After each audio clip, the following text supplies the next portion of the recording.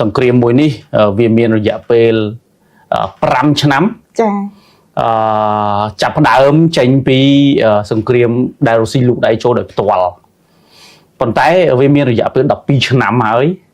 ដែលរុស្ស៊ីទាំងផ្ទាល់ទាំងប្រយោលជាមួយនឹងសង្គ្រាមជាមួយនឹងតទល់ជាមួយនឹង NATO ក៏ដូចជាតទល់ជាមួយនឹងអ៊ុយក្រែនផ្ទាល់តែម្ដងចាហេតុអ្វីបានវាចាប់ដើមក្តៅដូចខ្ញុំបានលើកឡើងមុននេះអញ្ចឹងដោយសារតែសារព័ត៌មានអញ្ចឹងមុននឹងយើងនិយាយពីរឿងនេះខ្ញុំប្រហែលជាត្រូវរំលឹកថានរណាជាអ៊ុយក្រែនសិនបើភ្លេចទៅប្រហែលជាពួកនេះបើភ្លេចបាទយើងនឹកឃើញតែសង្គ្រាមអាមេរិកអ៊ីរ៉ង់អ៊ីស្រាអែលអញ្ចឹងទៅយើងមើលទៅមជ្ឈិមបូព៌ាខ្លាំងជាងគេបាទឥឡូវយើងនាំគ្នាមកទៅជែកគ្នាតើអ៊ុយក្រែនជានរណាចាអ៊ុយក្រែនមានប្រជាជនមុនសង្គ្រាមប្រហែលជា40លានបាទមានផ្ទៃដីលេខ2នៅក្នុងអឺរ៉ុប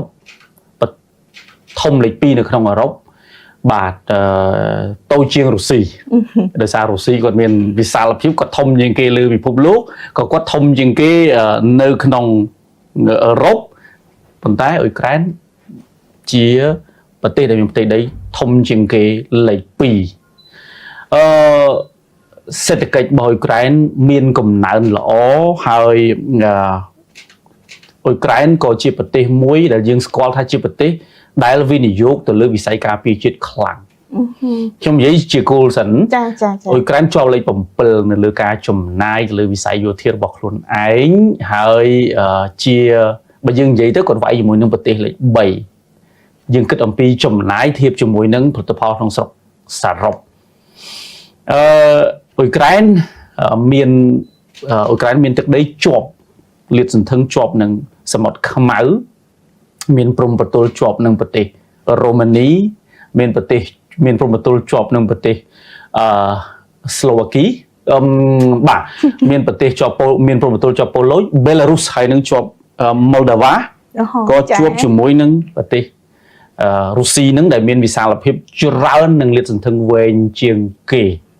បាទមួយដែរអានេះយើងទាញយកមកចាប់អារម្មណ៍សិនថាកុំឲ្យភ្លេចពីអ៊ុយក្រែនបាទជាអតីតបងធំលេខ2នៅក្នុងសហភាពសូវៀតចាលោកមនិតដោយសារតែលោកមនិតបាននិយាយផ្ដើមបែបនេះហើយខ្ញុំភ្ជាប់បន្តិចដែរចាស់ចង់ដឹងថាតើមុនសង្គ្រាមជាមួយនឹងរុស្ស៊ីហ្នឹងណាតើសេដ្ឋកិច្ចរបស់អ៊ុយក្រែនបាទធៀបជាមួយនឹងបណ្ដាប្រទេសនៅអឺរ៉ុបហើយក៏ធៀបជាមួយនឹងប្រជាជនរុស្ស៊ីតែម្ដងណាតើវាមានកម្រិតជាមួយគ្នាកម្រិតណាដែរខ្ញុំអាចនិយាយបានថាអ៊ុយក្រែនបើយើងគិតអំពីចំនួនប្រជាជនអ៊ុយក្រែនក៏ជាប្រទេសមួយដែលមានចំនួនប្រជាជនច្រើនមួយដែរនៅក្នុងអឺរ៉ុបចា៎វាអាចលើសវានៅក្រោមបារាំងនៅក្រោមអង់គ្លេសនៅក្រោមអាល្លឺម៉ង់មែនប៉ុន្តែវាស្ថិតនៅក្នុងប្រទេសមួយដែលមានចំនួនប្រជាជនច្រើនបើយើងនិយាយអាច top 10 នោះនៅក្នុងអឺរ៉ុបចា៎បាទខ្ញុំសូមអត់បញ្ជាក់លេខប្រមាណទេប៉ុន្តែប្រហែលជានៅក្នុង top 10 ហ្នឹងឯងអញ្ចឹងសេដ្ឋកិច្ចជាប្រទេសដែលមានសេដ្ឋកិច្ចទី2នៅក្នុងអតីតសហភាពសូវៀតប្រទេសរបស់គាត់ទោះជាមានសេដ្ឋកិច្ចទូចជាងប៉ូឡូញក៏ដោយប៉ុន្តែគាត់គឺជាប្រទេសមួយដែលមានកំណើនសេដ្ឋកិច្ចនិងចំណូលប្រជាជនចំណូលប្រាក់ចំណូលក្នុងមនុស្សម្នាក់ៗនៅក្នុងអឺរ៉ុបហ្នឹងក៏ខ្ពស់គួរសមដែរបើសិនជាធៀបមកអាស៊ីអាគ្នេយ៍ខ្ញុំអាចនិយាយបានថាគាត់មានចំណូលខ្ពស់ជាងប្រទេសថៃទៅទៀតអូបាទអាហ្នឹងយើងនិយាយចេះចុះមុនសង្គ្រាមមុនសង្គ្រាមចាគាត់ជាប្រទេសដែលប្រជាជនមានប្រជាជនដែលមានចំណេះដឹងខ្ពស់បាទអាហ្នឹងយើងនិយាយសិនថាអ៊ុយក្រែនជានរណាចាអញ្ចឹងយើងសូមកោតសរសើរគាត់មុនពេលសង្គ្រាមឆ្នាំ2022បាទដោយសារគេសំណល់ដោយសារសល់គេចំណេះដឹងតាំងពីសម័យសូវៀតដែលគាត់រស់នៅជាមួយនឹងរុស្ស៊ីមកចាបន្ទាប់ពីមានសង្គ្រាមរយៈពេល5ឆ្នាំមកនេះខ្ញុំយើងថ្ងៃនេះយើងនិយាយអំពីសង្គ្រាមអញ្ចឹងកាលណាយើងនិយាយពីសង្គ្រាមយើងត្រូវមើលអំពីការចំណាយរបស់គាត់សិនចាការចំណាយរបស់អ៊ុយក្រែនមុនពេលមានបើថាចាប់ពីឆ្នាំ2014មកដល់ឆ្នាំ2022 មួយជារៀងរាល់ឆ្នាំអ៊ុយក្រែនចាយលុយសម្រាប់វិស័យយោធាប្រហែលជា$20,000 លាន$20,000 លានខ្ញុំធំជាងសេដ្ឋកិច្ចចង់ប៉ុនសេដ្ឋកិច្ចខ្មែរណាគាត់ថាចំណាយទៅលើយោធាចា៎នៅក្នុងពេលនោះ NATO ជួយគាត់$2,000 លាន10%តែចាប់ពីឆ្នាំ2022នៃសង្គ្រាមពេញលំហឹងមកគាត់ចាយមួយឆ្នាំប្រហែលជា$80 ទៅ $85,000 លានបាទច្រើនហើយឥឡូវនេះ NATO ជួយគាត់85%កាលមុន NATO ជួយតែ10%ទេណាប៉ុន្តែយើងចង់តាមមកកញ្ចក់ជួយនឹងជួយជាជំនួយឬមកក៏ជួយជាកម្ចីទាំងជំនួយទាំងកម្ចីខ្ញុំសូមបញ្ជាក់ឡើងវិញថាបញ្ចប់ថវិការបស់គាត់ហ្នឹងវាចាយខ្ពស់ហើយវាស្មើនឹង40% នៃ GDP របស់អ៊ុយក្រែនតែម្ដងចាមានថា 60% ទៀតយកទៅចាយលើសង្គមកិច្ចយកទៅចាយលើអ្វីផ្សេងៗអញ្ចឹងវាអាចអភិវឌ្ឍបានទេអនុភាពថវិការបស់គាត់មានរហូតដល់ 18.5% នៃ GDP របស់គាត់ 8.5 18.5 ខ្ពស់មែនទែនហ្មងហើយបំណុលសាធារណៈរបស់គាត់កើនឡើងរហូតទៅដល់$209,000 លានទៅចុះនៅក្នុងនឹងគាត់ខ្ចីលុយបរទេសចូលចិត្តបើយើងនិយាយ 70% ប្រហែលជា$163,000 លាននៃលុយទាំងអស់ដែលគាត់ជពាក់បាទអញ្ចឹងមានថាឥឡូវហ្នឹងអ៊ុយក្រែនជពាក់លុយបរទេសដល់ហោហើយបើយើងនិយាយអំពីការដួលរលំទាំង GDP ទាំងអីហ្នឹងគឺ GDP របស់អ៊ុយក្រែនពេលដែលសង្គ្រាមភ្លាមធ្លាក់ដល់ 30% ដើរថយក្រោយ 30% ហើយបើសិនបើយើងមើលអំពីទំហំបើយើងនិយាយអំពីលុយរបស់គាត់Grivni ធ្លាក់រហូតដល់ 33% ធៀបជាមួយនឹងរូបិយប័ណ្ណដុល្លារខ្ញុំសូមទាញចំណាប់អារម្មណ៍ឲ្យសាធារណជនពិចារណាអំពីទិន្នន័យបាទយើងដឹងថាអ៊ុយក្រែនហ្នឹងវាដើរដល់ណាហើយទៅអ៊ុយក្រែនចង់បានអីបាទអញ្ចឹងក្រោយការវិភាគទៅក្រោយពីចប់សង្គ្រាមយើងគិតថាអាចចប់សង្គ្រាមត្រូវការលុយ$600,000 លានដើម្បីស្ដារសេដ្ឋកិច្ចទាំងមូលរបស់អ៊ុយក្រែនឡើងវិញហ្នឹងដូចពីមុនវិញបាទដូចមុនសង្គ្រាមយើងចង់និយាយដើម្បីស្ដារសេដ្ឋកិច្ច$6,000 លាន$600,000 លានចាខ្ញុំសូមបញ្ជាក់ថាទំហំថវិកានេះអ៊ុយក្រែនត្រូវការពេល50ឆ្នាំដើម្បីបានលុយ$600,000 លាននោះវិញចាបើយើងដឹងថាយើងក៏ដឹងដែរថាអ៊ុយក្រែនគឺជាប្រទេសមួយដែលយើងមើលទៅឃើញថានៅអឺរ៉ុបគាត់គឺជាប្រទេសមួយដែលផ្ដោតទៅលើវិស័យកសិកម្មច្រើននៅក្នុងនោះតាមដែលយើងឃើញអ្វីជាចំណុចលេចធ្លោរបស់គាត់ណាបាទចុះវាមានអីផ្សេងទៀតដែលធ្វើឲ្យគាត់អាចថាដូចជាសងសំណងទៅកាន់ NATO ទៅចោះបើសិនអឺរ៉ុបច្រឡំ NATO ចាអឺរ៉ុបដែលជាម្ចាស់កម្ចីជាច្រើនក្នុងការធ្វើសង្គ្រាមហ្នឹងណាអញ្ចឹងគាត់មានអីដោះដូរជាមួយគេវិញដែរទេចាជាក់ស្ដែងភូមិសាស្ត្រនយោបាយគេត្រូវការគាត់ដើម្បីដោះដូរគាត់ជាតំបន់ឆ្លងកាត់ពីរុស្ស៊ីមកអឺរ៉ុបគាត់ជាកន្លែងដែលអាចផ្ទេរហ្គាសបាទខ្ញុំមិនទាន់និយាយរឿងហ្គាសផងហ្គាសមុនពេលសង្គ្រាមជាមួយរុស្ស៊ីគាត់បានប្រយោជន៍គ្រាន់តែមានបំពង់ឧស្ម័នហើយឧស្ម័នដែលហូរពីរុស្ស៊ីទៅកាន់អឺរ៉ុបហ្នឹងឆ្លងកាត់ទឹកដីរបស់គាត់ហ្នឹងគាត់បានមួយឆ្នាំ$3,000 លានថ្លៃឆ្លងកាត់ចាបាទចំណូលចូលជាតិរបស់គាត់$3,000 លានគ្រាន់តែហូរឧស្ម័នចូលអាហ្នឹងយើងមិនទាន់និយាយអំពីប្រយោជន៍ដែលគាត់បានទទួលពីអ្វីដែលមុនសង្គ្រាមបាទ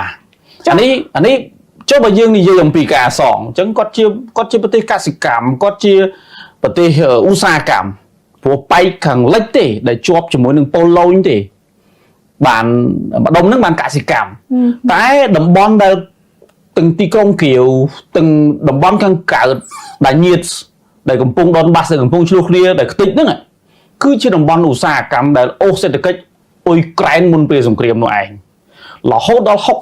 60% នៃសេដ្ឋកិច្ចទាំងអស់គឺរត់ទៅពឹងម្ដុំហ្នឹងទាំងអស់ហើយកុំភ្លេចថាប្រជាជនអ៊ុយក្រែនចែកជាពីរហ្នឹងអ៊ុយក្រែនដែលនៅខាងលិចជាប់អឺរ៉ុបហ្នឹងមានជីវភាពក្រជាងអ៊ុយក្រែនដែលរស់នៅជាប់នឹងរុស្ស៊ីបាទ អញ្ចឹងមូលហេតុដែលឆ្លោះគ្នាអានឹងយើងឃើញរឿងមួយទៀតដល់ឡៃបាទនេះខ្ញុំគ្រាន់តែលើកយកឲ្យយើងកុំឲ្យយើងភ្លេចថាតើអ៊ុយក្រែនជានរណាបាទយើងនឹកឃើញថាអ៊ុយក្រែនសិនចាំយើងជជែកនេះថាអ្វីជាសង្គ្រាមមូលហេតុអីបានយើងចាប់ផ្ដើមឃើញពីសង្គ្រាមមកដល់សប្តាហ៍ថ្ងៃនេះហើយវាកើតឡើងហើយក៏ផ្ទុះពេញទំហឹងឡើងវិញដែរបាទអញ្ចឹងយើងសួរថាហេតុអីបានជាមិញយើងជជែកគ្នាថាមិនបានចុងក្រោយគេនាំគ្នាមកនិយាយអំពីអ៊ុយក្រែនខ្លាំងម្លេះបន្ទាប់ពីគាត់មកពីប្រជុំ G7 វិញបាទគ្រប់គ្នាប្រហែលជាចម្លែកហើយសម្រាប់ខ្ញុំអត់ឃើញចម្លែកទេដោយសារខ្ញុំលើកហើយព្រោះសង្គ្រាមនៅអ៊ុយក្រែននេះវាមិនមែនទើបតែកើតឡើងឆ្នាំ2022ទេគ្រាន់តែខ្ញុំនិយាយមិញការចំណាយការធ្វើសង្គ្រាមនោះគឺ 20,000 លានទៅហើយរៀងរាល់ឆ្នាំពីឆ្នាំ2014មកដល់ឆ្នាំ2021មានន័យថាធ្វើសង្គ្រាមរាល់ថ្ងៃគ្រាន់តែយើងមិនឃើញប៉ុន្តែការវាបហាធ្ងន់ធ្ងរដូចនៅពេលបច្ចុប្បន្ននេះដែរឬមួយក៏វាមានសភាពស្រាលជាសមរភូមិគេច្រំនៅក្នុងតំបន់ណាមួយតែវាមិនមានលក្ខណៈទូលំទូលាយហើយមិនមានលក្ខណៈរប៉ាក់រប៉ាយស្ទើរតែពេញប្រទេសដូចសពថ្ងៃនេះទេចា៎បាទហើយអ្វីដែលគាត់ត្រឡប់មកវិញគាត់ឃើញការអនុញ្ញាតពី G7 ហ្នឹងប្រហែលជាការបកបំរាមគេហៅថាបន្ទាត់ក្រហមរបស់ G7 ជាពិសេសអាមេរិកដែលដឹកនាំដោយត្រាំព្រោះត្រាំគាត់ត្រូវការបំវែសង្គ្រាមរបស់គាត់ដែរអញ្ចឹងដើម្បីកុំឲ្យបើអញ្ចឹងទេគាត់ដកចេញពីមជ្ឈិមបូព៌ាអត់រួចទេនឹងចរចាផងទម្លាក់ក្របបែកបាញ់ទៅវិញទៅមកផងអញ្ចឹងអាមេរិកគាត់ចង់ដកដែរដកបាក់ដកអញ្ចឹងគេអត់ចង់ឲ្យគាត់ដកអញ្ចឹងដើម្បីឲ្យគេភ្លេចសង្គ្រាមនោះតើទាញសង្គ្រាមនោះមកទាញសង្គ្រាមមកអ៊ុយក្រែនមកអ៊ុយក្រែនសមរភូមិអ៊ុយក្រែនមករុស្ស៊ីហើយធ្វើម៉េចដើម្បីអីដើម្បីធ្វើឲ្យប្រជាជនរុស្ស៊ីចាប់ដើមធុញថប់នឹងសង្គ្រាមបាទតែខ្ញុំគិតថា G7 ជាអ្វីដែល G7 កំពុងតែធ្វើឬបានធ្វើគឺរឿងដដែលទេមួយទៀតគឺបង្កើនថវិកាថ្មីបាទដើម្បីអីព្រោះអ៊ុយក្រែនខ្លួនឯងអត់ចង់ចប់ទេអ៊ុយក្រែននេះខ្ញុំសូមបញ្ជាក់ឡើងវិញមិនមែនប្រជាជនអ៊ុយក្រែនទេប្រជាជនអ៊ុយក្រែនរហូតដល់ 67% អត់បានបោះឆ្នោតហើយគឺលែងចង់មានសង្គ្រាមមកចង់ចរចានៅក្នុងពេលដែលមុនសង្គ្រាមមានរហូតដល់ 62% ឲ្យធ្វើសង្គ្រាមបន្តជាមួយរុស្ស៊ីឥឡូវអត់មានទេគឺធុញថប់សល់តែ 24% ទេដែលទៅតែធ្វើសង្គ្រាមបន្តជាមួយរុស្ស៊ីប៉ុន្តែប្រជាពលរដ្ឋដែលគាត់ធុញថប់ជាមួយនឹងការធ្វើសង្គ្រាមហ្នឹងគាត់យល់ព្រមជាមួយលក្ខខណ្ឌដែលធ្លាប់បានទៅចែកគ្នាពីមុនមកដែលអ្វីដែលស្ថិតនៅក្រោមការគ្រប់គ្រងរបស់រុស្ស៊ីនៅតែជារបស់រុស្ស៊ីដដែលឬប្រជាជនគាត់អត់មានជំរឿសទេនៅពេលដែលគាត់និយាយអំពីលក្ខខណ្ឌសន្តិភាពចា៎នាយករដ្ឋមន្ត្រីធានារដីគឺជាអ្នកសម្រេចលើកិច្ចព្រមព្រៀងរវាងប្រទេសនិងប្រទេសអញ្ចឹងការកាត់ទឹកដីឬមិនការកាត់ទឹកដីការព្រមព្រៀងមិនចូល NATO ឬក៏ចូល NATO ខ្លាយជាប្រទេសដែលអត់មានយោធាអ្វីដែលរុស្ស៊ីចង់បានមុនសង្គ្រាមគឺចង់ឲ្យដូចគឺចង់ឲ្យអ៊ុយក្រែននេះដូចជប៉ុននិងដូចអាល្លឺម៉ង់បាទគឺអត់ចង់ឲ្យមានទ័ពទេអញ្ចឹងអ៊ុយក្រែនគាត់អត់ចង់បានអាហ្នឹងទេប៉ុន្តែមុនដំបូងតាមពិតមានទ័ពប៉ុន្តែរុស្ស៊ីមិនដែលដាក់លក្ខខណ្ឌនោះទេតែដល់គឺគាត់ចង់ចូល NATO ឆ្នាំ2008គាត់ចាប់ដើមកំណត់លក្ខខណ្ឌហ្នឹងសម្រាប់អ៊ុយក្រែនព្រោះបើមិនអញ្ចឹងទេអាវុធរបស់ NATO នឹងមកដល់ផ្ទះគាត់មុខផ្ទះគាត់តែម្ដងអញ្ចឹងអានេះគឺជាតែយើងឃើញថាតើអ៊ុយក្រែនសប្តាហ៍កំពុងធ្វើអីបើយើងនិយាយអំពីយុទ្ធសាស្ត្រវិញគេហៅថាជាសង្គ្រាមវិសមមាត្រព្រោះបន្ទាប់ពីទៅ G7 ត្រឡប់មកវិញគេទៅរៀនណាព្រោះឃើញអ៊ីរ៉ង់មួយអាមេរិកធ្វើសង្គ្រាមរហូតដល់អាមេរិកចង់អស់ខោដល់ប្រទេសវិញយើងនិយាយស្មោះត្រង់ចេះបាទគាត់តើគាត់ដាក់ស្មៅជើងបានគាត់ឈ្នះប៉ុន្តែគាត់ដាក់ស្មៅជើងមានថាគាត់អត់ធ្វើអញ្ចឹងហើយពាត់សេដ្ឋកិច្ចអ៊ីរ៉ង់ទៅអានឹងទៅឃើញអ៊ីរ៉ង់ដួលពីក្នុងប៉ុន្តែសម្រាប់ការធ្វើរបស់យុទ្ធសាស្ត្ររបស់ NATO ឬ G7 សប្តាហ៍ថ្ងៃនេះគឺគោលបំណងដើម្បីបង្ហាញប្រជាជនរុស្ស៊ីដើម្បីឲ្យមានចលាចលពីខាងក្នុងបង្ហាញព័ត៌មានអន្តរជាតិហើយជាពិសេសយើងឃើញព័ត៌មានយើងអត់ឃើញមានព័ត៌មាន ចិនអត់មានឃើញព័ត៌មានអាហ្វ្រិកអត់ឃើញព័ត៌មានអាស៊ីអាគ្នេយ៍ទេប៉ុន្តែយើងឃើញតែព័ត៌មានលោកខាងលិចសុទ្ធហ្មងដែលយកមកបានយើងយកមក share យកមកចែករំលែកស្អីចឹងទៅយើងមើលព័ត៌មានទាំងអស់ហ្នឹងមកគឺលោកខាងលិចសុទ្ធហើយនិយាយតែមួយចំហៀងទេនេះគឺជាចំណែកមួយដែលខ្ញុំគិតថាវាជាផ្នែកដ៏សំខាន់នៅក្នុងការធ្វើយ៉ាងណាឲ្យមានកិច្ចបង្ហាញទៅដល់អ្នកទាំងអស់នោះថារុស្ស៊ីទន់ខ្សោយតែខ្ញុំសូមបញ្ជាក់មិនមុននឹងយើងនិយាយពីបញ្ជាក់បន្ថែមមានថាអ្វីដែលគាត់ចង់បានពីក្រោយចង់បញ្ចប់សង្គ្រាមទាំងអឺរ៉ុបខាងលិចជាពិសេសចង់បញ្ចប់សង្គ្រាមនៅអ៊ុយក្រែនឬមួយក៏ G7 ដែលទៅប្រជុំហ្នឹងចានិយាយអស់មកគឺចង់បញ្ចប់សង្គ្រាមជាមួយរុស្ស៊ីតាមលក្ខខណ្ឌ win-win មិនមែនរុស្ស៊ីឈ្នះតែឯងចាមិនអ៊ុយក្រែនចាញ់តែឯងទេគឺ win-win មានន័យថាចង់បកកសង្គ្រាមឥឡូវហ្នឹងឲ្យដូរលក្ខខណ្ឌមានថាឈប់ខ្សែបន្ទាត់បកកខ្សែបន្ទាត់សង្គ្រាមហ្នឹងហើយនៅឲ្យនីតិវិធីអ៊ុយក្រែនចូល NATO តាមប្រហែលឆ្នាំឧទាហរណ៍អាមេរិកគាត់លើកឲ្យថា25ឆ្នាំក្រោយអានឹងចាំពិចារណារឿងអ៊ុយក្រែនចូល NATO ឬក៏អត់ចាប៉ុន្តែអ្វីដែលក្រោមលក្ខខណ្ឌនេះមកដល់ម៉ោងហ្នឹងពេលដែលខ្ញុំនិយាយនៅពេលនេះរដ្ឋាភិបាលរុស្ស៊ីដឹកនាំដោយពូទីនយើងនិយាយដឹកនាំដោយពូទីនបើសិនជាមានរដ្ឋាភិបាលផ្សេងខ្ញុំអត់ដឹងទេណាដឹកនាំដោយពូទីនគឺអត់ទទួលយកលក្ខខណ្ឌនេះឡើយបាទគាត់សូមបញ្ចប់សង្គ្រាមរបស់គាត់តាមផែនការដែលគាត់បានកំណត់នឹងចរចាមុនពេលដែលគាត់អង្វរមុនធ្វើសង្គ្រាមប្រឆាំងជាមួយនឹង NATO ចាលោកបណ្ឌិតអ្វីដែលលោកបណ្ឌិតទាញសេណារីយ៉ូចេញមកគឺគេចង់ឲ្យមានការបញ្ចប់សង្គ្រាមហើយតែមុននឹងទាញដល់សេណារីយ៉ូនេះគឺយើងឃើញចំណុចមួយដែលមានជាការប្លែកពី4ឆ្នាំមុននៃសង្គ្រាមហើយចូលឆ្នាំទី5នេះបន្ទាប់ពីត្រឡប់មកពី G7 វិញយើងឃើញចំណុចដែលប្លែកមួយចំនួនដែរដែលនេះខ្ញុំចង់ឲ្យលោកបណ្ឌិតជួយបកស្រាយជូនដល់បងប្អូនប្រជាពលរដ្ឋរបស់យើងទី1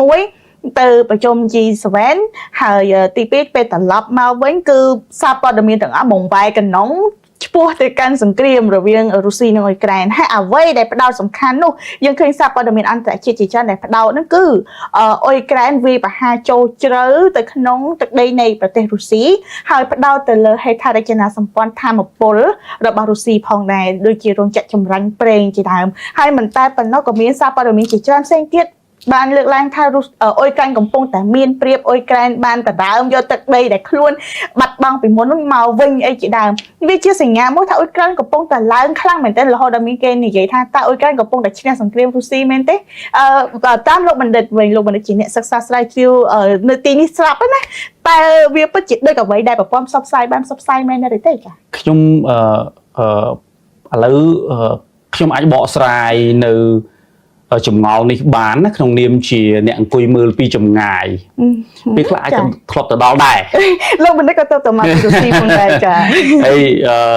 ពេលខ្លះយើងនិយាយចំនិយាយការពិតអាចគេថាយើងមិនការពិតអាចជាការកុហកចាយើងគ្រាន់តែទាញយករូបភាពមកថ្លឹងទេតើព័ត៌មានរបស់លោកខាងលិចត្រូវកម្រិតណាសុំទោស logic កម្រិតណាគួរយកមកពិចារណានៅធាតុផ្សំអ្វីខ្លះព័ត៌មានពីខាងរុស្ស៊ីយ៉ាងដូចម្ដេចព័ត៌មានពីខាងចិនទៅយ៉ាងដូចម្ដេចឬក៏ព័ត៌មានពីប្រភពផ្សេងទៅយ៉ាងដូចម្ដេចដើម្បីឲ្យយើងអាចយកមកថ្លឹងដោយឡែកខ្ញុំជាអ្នកសិក្សាស្រាវជ្រាវនៅភូមិសាស្ត្រនយោបាយជាពិសេសតំបន់អឺរ៉ាស៊ីអតីតសហភាពសូវៀតចាតំបន់មជ្ឈមបូព៌ាអញ្ចឹងខ្ញុំសាកល្បងយកប្រភពផ្សេងដែលខ្ញុំបានអានយកមកផ្គុំគ្នាហើយយើងនាំគ្នាទៅអង្គុយមើលនិងពិចារណាថាតើព្រឹត្តិការណ៍អ្វីនៅពេលបច្ចុប្បន្ននេះតើគេចង់បានអ្វីមិនយើងនិយាយអំពីក្រោយពីលោក Zelensky ទៅចូលរួមប្រជុំជាមួយនឹង G7 ដែល Donald Trump ក៏មកដល់ដែរចាបាទអញ្ចឹងអ្វីដែលគេចង់បានគឺសន្តិភាពព្រោះសន្តិភាពនៅពេលនេះគេត្រូវបង្កើតលេសគ្រប់យ៉ាងដើម្បីកុំឲ្យមានអ្នកចាញ់បាទហើយអឺរ៉ុបមាន G6 ជាពិសេស បូកជាមួយនឹងអាមេរិកនឹងឯងខ្ញុំហៅជី6ថាផាត់អាមេរិកចេញបញ្ចូលអាមេរិកពួកគាត់ចង់ឲ្យអាមេរិកដើរតួនាទីដាក់សម្ពាធត្រាំមានន័យថាយ៉ាងម៉េចមានន័យថាឲ្យត្រាំដាក់សម្ពាធទៅរុស្ស៊ីតាមរយៈការបង្កើនការផ្ដល់ទីតាំងជាច្រើនព្រោះមានតែ Starlink របស់ Elon Musk ទេដែលដឹងអំពីទីតាំងសំខាន់របស់រុស្ស៊ីដូចយើងឃើញច្បាស់ចឹងគូលជាគូរុស្ស៊ីក៏ឃើញដែរឃើញមកវិញដូចគ្នាប៉ុន្តែខ្ញុំចង់បញ្ជាក់ថាអ៊ុយក្រែនមិនមានសមត្ថភាពនឹងទេ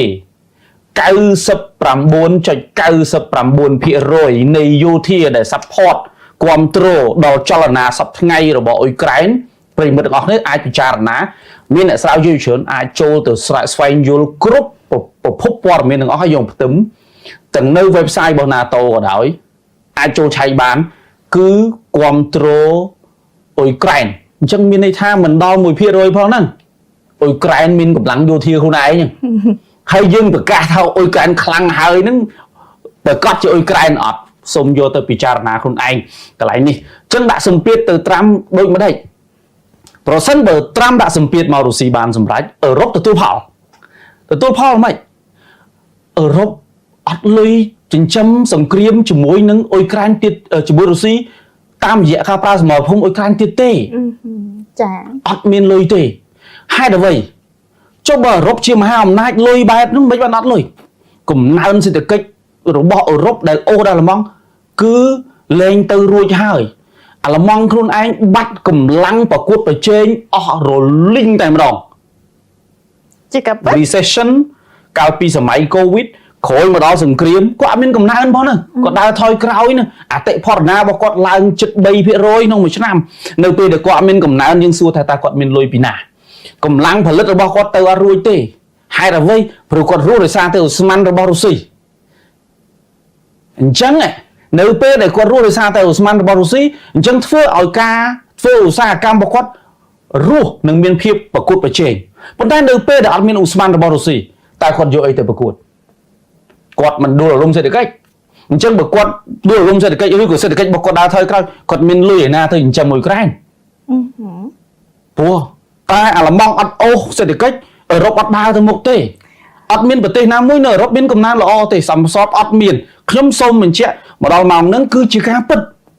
ហើយកន្លងមកអឺរ៉ុបនឹងឯងរស់ដោយសារតែអាល្លឺម៉ង់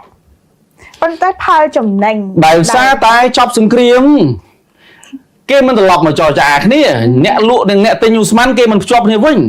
អញ្ចឹងឧស្ម័នក្នុងតម្លៃប្រកួតប្រជែងនឹងបានមកដល់ដៃអាល្លឺម៉ង់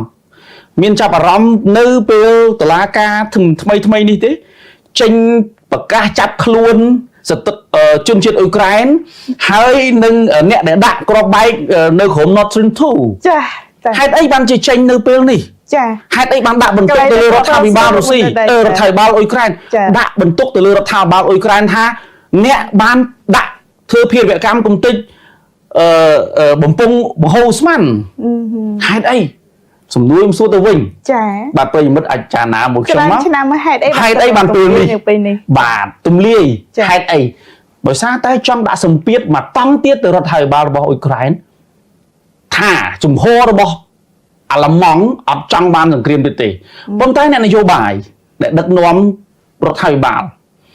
មិនមែនសុទ្ធតែចង់ធ្វើតាមអ្វីដែលខ្លួនឯងចង់បានទេដោយសារតែស្ថិតនៅក្រោមសម្ពាធនយោបាយមួយដល់ឡៃទៀតអញ្ចឹងការទូតរបស់គេចែកជាពីរដាច់ដល់ឡៃជាពីរផ្លូវដូច្នេះហើយបានខ្ញុំមើលអត់ឃើញថាសង្គ្រាមនឹងគឺអឺរ៉ុបចង់បន្តទៀតទេប៉ុន្តែបើយើងនិយាយអំពីបបហេតុដំបូងដែលនាំឲ្យមានសង្គ្រាមរវាងរុស្ស៊ីនិងអ៊ុយក្រែនទៅចុះតែរហូតមកដល់ពេលនេះបបហេតុដំបូងហ្នឹងណាវាបានសម្រេចហើយឬនៅបានសម្រេចហើយអ្វីខ្លះដែរគឺបំបែកអឺរ៉ុបចេញពីរុស្ស៊ីចេញបំបែករុស្ស៊ីចេញពីអឺរ៉ុបបំបែកអឺរ៉ុបចេញពីរុស្ស៊ីបំបែករុស្ស៊ីចេញពីអឺរ៉ុបបាទបបហេតុរបស់គេធំបំផុតគឺបំបែកអឺរ៉ុបចេញពីរុស្ស៊ីបំបែកអាល្លឺម៉ង់ចេញពីរុស្ស៊ីហ្នឹងឯងព្រោះជាដៃគូពាណិជ្ជកម្មធំបំផុតម្នាក់ជាអ្នកចិញ្ចឹមអ្នកផ្គត់ផ្គង់ឧស្ម័នធំបំផុតទៅអឺរ៉ុបម្នាក់ទៀតគឺជាអ្នកចំណេញនៅក្នុងការប្រើឧស្ម័នដែលមានលក្ខណៈប្រកួតប្រជែងដើម្បីផលិតទំនិញនិងឧស្សាហកម្មរបស់ខ្លួនឯងដើម្បីប្រកួតប្រជែងនៅលើសកលលោកឥឡូវទីបំផុតអាល្លឺម៉ង់គ្មានលទ្ធភាពប្រកួតប្រជែងទេរោងចក្រជាច្រើនរោងចក្ររថយន្តជាច្រើននៅអាល្លឺម៉ង់បាននឹងកំពុងកាត់បន្ថយនៅ កម្លាំងពលកម្មរបស់ខ្លួនឯងមានរោងចក្រខ្លះបិទរហូតដល់ផ្អាកឬកាត់បន្ថយរហូតដល់ 100000 នាក់ឯណោះបាទយើងគិតមើលចាកាលណាបិទដកកាត់បន្ថយកម្លាំងពលកម្មមានន័យថាយ៉ាងម៉េចកម្លាំងផលិតថយចុះមានន័យថាយ៉ាងម៉េចមានន័យថាបាត់ចំណូលទៅក្នុងសេដ្ឋកិច្ចជាតិនៅពេលដែលលោកបណ្ឌិតលើកឡើងបែបនេះនាងខ្ញុំក៏បាននឹកឃើញដល់ពេលដែលសេណារីយ៉ូដំបូងនៃសង្គ្រាមរវាងរុស្ស៊ីនិងអ៊ុយក្រែនកើតឡើងអញ្ចឹងមានន័យថានៅពេលនេះលោកបណ្ឌិតក៏ទទួលស្គាល់ដែរថាសង្គ្រាមរុស្ស៊ីនិងអ៊ុយក្រែនកើតឡើងនេះក៏ជាសេណារីយ៉ូដែលកើតចេញពីសហរដ្ឋអាមេរិករៀបចំដែរខ្ញុំគិតថាវាជាអ្វីដែល NATO ចង់បានដែលដឹកនាំដោយអាមេរិកបាទ NATO គឺជាអ្នកចង់បាននៅសង្គ្រាមនេះជាងគេហើយ NATO អាមេរិកនេះគឺជា NATO មួយទៀតដែលដឹកនាំដោយគណៈបកប្រជាធិបតេយ្យខ្ញុំសូមបញ្ជាក់ទៀតព្រោះគណៈបកប្រជាធិបតេយ្យរបស់អាមេរិកហើយនិងគណៈបកសាធារណរដ្ឋរបស់អាមេរិកមានគោលជំហរខុសគ្នានៅក្នុងការសម្លឹងទូនីតិភូមិសាស្ត្រនយោបាយអញ្ចឹងការបំបីរុស្ស៊ីចេញពីអឺរ៉ុបគឺជារឿងដែលគណៈបកប្រជាធិបតេយ្យគាត់ចង់បានប៉ុន្តែសម្រាប់គណៈបកសាធារណរដ្ឋគាត់អត់ចង់បានទេចា៎គាត់អត់ចង់បានឲ្យរុស្ស៊ីបែកពីអឺរ៉ុបទេព្រោះគាត់យល់ថាប្រសិនបើប្រើរុស្ស៊ីក្នុងនាមជាស្ពានឆ្លងរវាងអឺរ៉ុបហើយនិងអាស៊ីគាត់នឹងអាចដាក់សម្ពាធទៅចិនបានយ៉ាងស្រួលគោលដៅរបស់ពួកគាត់ធំបំផុតមិនមែនការធ្វើសង្គ្រាមត្រឹមតែរុស្ស៊ីនោះទេគេមើលសង្គ្រាម20ឆ្នាំទៅមុខអញ្ចឹងគោលបំណងធំរបស់គេគឺនាគចិនឯណោះទេអញ្ចឹងចិនក៏ដឹងស្រេចតែម្ដងថាគាត់នឹងខ្លាយទៅគេគាត់ដឹងថាគេនឹងមកដល់គាត់តែគេរត់តាមច្រកណាគេចូលមកផ្ទះគាត់ដោយដូចម្ដេចខ្ញុំសូមចូលត្រឹមចិនត្រឹមប៉ុណ្្នឹងដើម្បីយើងកុំឲ្យជ្រុលទៅសង្គ្រាមឬក៏តំបន់មួយផ្សេងទៀតក្រៅពីតំបន់ដែលយើងកំពុងនិយាយគឺសង្គ្រាមរុស្ស៊ីអ៊ុយក្រែននេះឯងចា៎បាទដោយសារតែលោកបណ្ឌិតបានរំលឹកពីអតីតកាលខ្លះហើយអញ្ចឹងខ្ញុំក៏ចង់ឲ្យរំលឹកបញ្ចប់ណាត្រង់ចំណុចមួយគឺថាសង្គ្រាមរវាងរុស្ស៊ីនិងអ៊ុយក្រែនកើតឡើងនេះក៏ដើម្បីតែបន្ថយនៅកំណើនសេដ្ឋកិច្ចឬមួយក៏ឥទ្ធិពលសេដ្ឋកិច្ចនៃប៉ូលអឺរ៉ុបដូចគ្នាត្រូវដែរឬទេលោកបណ្ឌិតដោយសារតែនៅពេលដែលកន្លងមកហ្នឹងគឺគេឃើញថាអឺរ៉ុបមានសេដ្ឋកិច្ចនោះធំហើយអាមេរិកក៏កំពុងតែហាក់ដូចជានឹងមិនលេចធ្លោដូចមុនតែវិជាការពិតដែរទេលោកកាលណាមានសង្គ្រាមតំបន់ណាតំបន់នោះនឹងคล้ายទៅជាសមរភូមិដែលមិនមានកំណើនទេបើមិនត្រឹមតែមានកំណើននេះគឺបំផ្លាញសេដ្ឋកិច្ចរបស់តំបន់នោះទៀតអញ្ចឹងយើងគិតមើលតំបន់ផ្សេងដែលគាត់អត់មានសង្គ្រាមឬក៏គាត់មានសុខសន្តិភាពច្បាស់ជាគាត់មានកំណើនហើយគ្រាន់តែការប្រតិចូលនៅក្នុងសង្គ្រាមនិងសមរភូមិនោះគាត់ខាតយ៉ាងដូចម្ដេចគាត់ចំណេញយ៉ាងដូចម្ដេចតែប៉ុណ្្នឹងទេបាទអញ្ចឹងគឺបំផ្លាញសេដ្ឋកិច្ចអឺរ៉ុបដែលមានទាំងអឺរ៉ុបខ្លួនឯងសហគមន៍អឺរ៉ុបដែលមានទាំងរុស្ស៊ីគ្រាន់តែយកលេសមួយថាអ៊ុយក្រែនជាតួឯកដ៏សមបំផុតដើម្បីការពារអឺរ៉ុបការពារនរណាពីនរណាពីអឺរ៉ុបបាទអាហ្នឹងទុកឲ្យសាធារណជនប្រិយមិត្តដែលចូលចិត្តតាមដានភូមិសាស្ត្រនយោបាយពិចារណាដោយខ្លួនឯងលោកបណ្ឌិតអញ្ចឹងបើយើងនិយាយអំពីអ៊ុយក្រែនវិញណានៅពេលដែលអ៊ុយក្រែនស្និទ្ធស្នាលឬមួយក៏មិនមានបញ្ហាជាមួយនឹងរុស្ស៊ីអ៊ុយក្រែនស្រស់បំព្រងជាង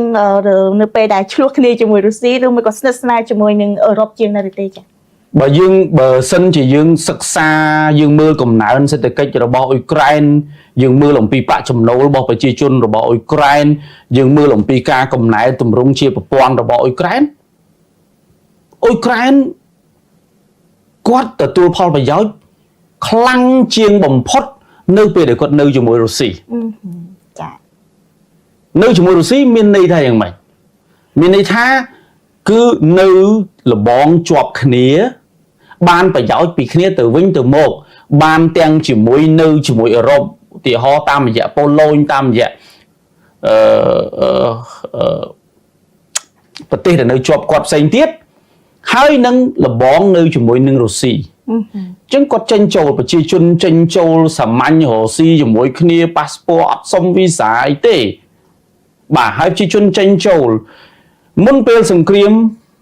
រុស្ស៊ីនឹងហើយជាអ្នកដែលទិញអីវ៉ាន់របស់អ៊ុយក្រែនបើវងកញ្ចក់ចុះ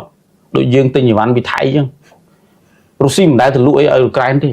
ចា៎មានតែទិញពីអ៊ុយក្រែនមកវិញតែបើលក់ឲ្យលក់អ៊ូស្មាន ចាអានឹងយើងត្រូវគិតចំណុចនឹងយកមកពិចារណាទាំងអស់គ្នាទៅបានយើងដឹងថាតើនរណាចំណេញអ្វីទាំងវិស័យវិទ្យាសាស្ត្រ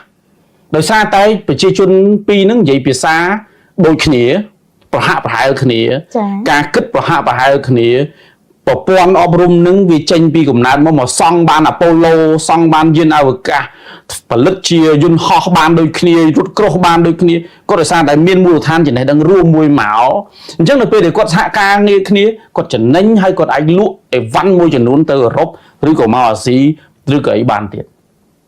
ក្រោយពីគាត់បែកបាក់ស្អីក៏អត់បាទចាអញ្ចឹងមានន័យថាយ៉ាងម៉េចមានថានៅជាមួយរុស្ស៊ីក៏គាត់រីករាយនៅជាមួយអឺរ៉ុបក៏គាត់ប្រសើរនៅពេលដែលមិនទាន់ឆ្លុះគ្នាអត់ទាន់មានសង្គ្រាមចាប់ពីឆ្នាំ2014មកនៅពេលដែលគាត់មិនទៀមទាចង់ចូល NATO មុនពេលដែលគាត់មិនទៀមទាចង់ចូល NATO បាទគឺពីមុន2008ចាលោកបណ្ឌិតចូលមកដល់ប្រធានបទរបស់យើងវិញចំណុចមួយដែលនាងខ្ញុំចាប់អារម្មណ៍ជាងគេនោះគឺនៅក្នុងកិច្ចប្រជុំ G7 នៅបណ្ដាប្រទេស G7 គឺនាំគ្នារុញសំណុំរឿងអ៊ុយក្រែនឲ្យលោកដូណាល់ត្រាំអ្នកដោះស្រាយថាតើហេតុអីបានជាតួអង្គលោកដូណាល់ត្រាំត្រូវបានគេរុញឲ្យធ្វើជាអ្នកដោះស្រាយទាំងដែលលោកដូណាល់ត្រាំកំពុងជាប់ផុងខ្លួននៅអ៊ីរ៉ង់ចា៎គាត់បាននិយាយមុនពេលមុនហ្នឹងគឺគាត់ថាគាត់មកចូលដោះស្រាយបញ្ហាសន្តិភាពធ្វើឲ្យមានសន្តិភាពនៅរវាងអ៊ុយក្រែនរុស្ស៊ី24ម៉ោងទៅតាមខ្ញុំដឹងចាបាទឃោសនានៅបាទមុនពេលដែលគាត់ជាប់ឆ្នោតក្រោយពីជាប់ឆ្នោតគាត់ព្យាយាមធ្វើមែនចាគាត់ប្រឹងអស់ផលិតភាពដល់ពេលចរចាគ្នាមិនត្រូវបានគាត់សម្រេចចិត្តថាខ្ញុំទុកឲ្យអ្នកអស់នេះចរចាអឺរ៉ុបដោះស្រាយដោយខ្លួនឯងខ្ញុំមិនដឹងរឿងរបស់អ្នកត្រូវដោះស្រាយព្រោះខ្ញុំជាប់រវល់ធ្វើសង្គ្រាមមួយទៀតខ្ញុំកំពុងបញ្ចប់ជាមួយនឹងអ៊ីស្រាអែលជាមួយនឹងអ៊ីរ៉ង់ជាមួយនឹងមជ្ឈមបូព៌ារបស់ខ្ញុំអ្នកដោះស្រាយទៅប៉ុន្តែ G7 ដែលមានប្រទេសដែលមានសហគមន៍អឺរ៉ុបដែលមានប្រទេស6ទៀតដែលជាមហាអំណាចសេដ្ឋកិច្ចធំទាំង6នោះមានអង់គ្លេសបារាំងអាល្លឺម៉ង់កាណាដាជប៉ុននឹងបាទអ៊ីតាលីមួយទៀតមកបូកចូលគ្នានឹងចេញហើយអញ្ចឹងប្រទេសទាំងហ្នឹងអត់ព្រមទេអ្នកឯងជាអ្នកនាំសង្គ្រាមឲ្យខ្ញុំហើយអ្នកឯងរត់ចេញម្នាក់ឯងឲ្យទុកខ្ញុំដោះឥឡូវនេះគឺអាមេរិក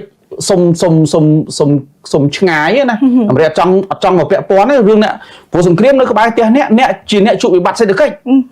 ព្រោះឥឡូវបើសិនជាអ្នកមិនដោះទេអ្នកទុកឲ្យឆេះដល់ផ្ទះអ្នកទៅនឹងរឿងរបស់អ្នកអញ្ចឹងហើយបានគេដាក់លក្ខខណ្ឌនឹងឯងត្រាំចូលទៅជួយបើសិនជាត្រាំដោះស្រាយបានអឺរ៉ុបបានប្រយោជន៍តែបើសិនបើត្រាំដោះស្រាយអត់បានទេត្រាំបាក់មុខអញ្ចឹងមានន័យថាព្រួយមួយបាញ់បានសាច់ពីរប្រើភាសាសាមញ្ញហេតុអីបានអាមេរិកហេតុអីមិនគេគិតថាអាមេរិកអាចដាក់សម្ពាធទៅលើរុស្ស៊ីបានហេតុអីព្រោះដោយសារតែអាមេរិកគឺជាមហាអំណាចលេខ1ផុតលេខមកដល់ឥឡូវណាចាដែលតាមពីក្រោយដោយចិនជាក៏ពេលបាទអញ្ចឹងគាត់នៅមានឥទ្ធិពលទឹកមាត់របស់អាមេរិកប្រៃខ្លាំងណាស់បើយើងនិយាយអស់គាត់សម្លឹងទៅប្រទេសណាមួយប្រទេសមួយទៅទូចហ្មងគាត់សម្លឹងឆេះហ្មងផាច់គឺធៀមខ្លួនបាទឆ្លេឆ្លាហើយទៅអាហ្នឹង